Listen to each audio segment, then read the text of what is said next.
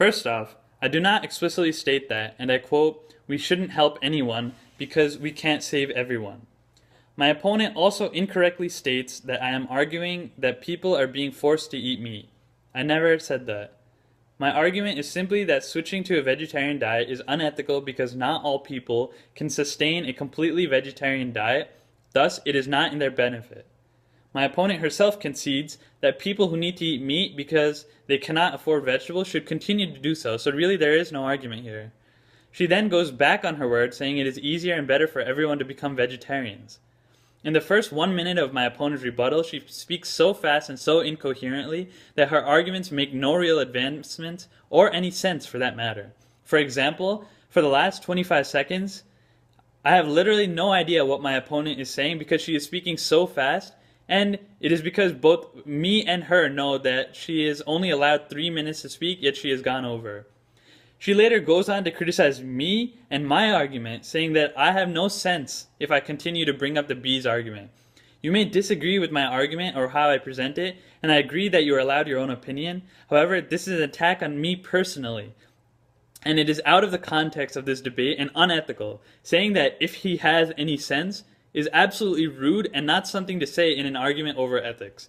I understand that my opponent may be a fervent debater, but it is important to watch yourself and what you are saying.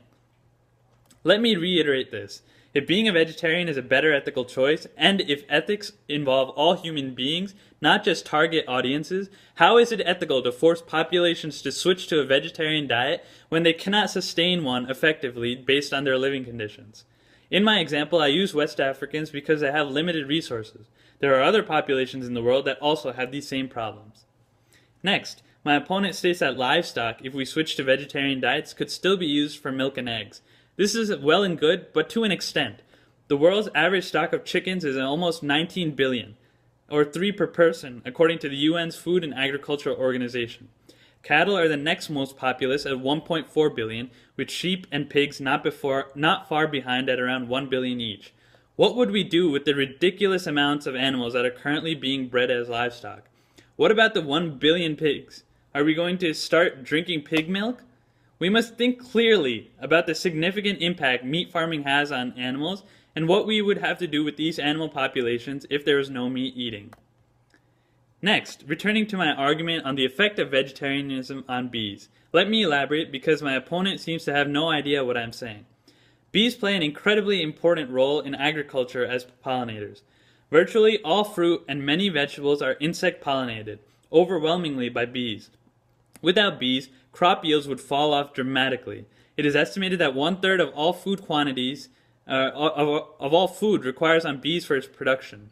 When I said 97% of bees die via the use of pesticides, I meant that in a study conducted, 97% of bees exposed to pesticides died, confirming that pesticides have a negative impact on bees.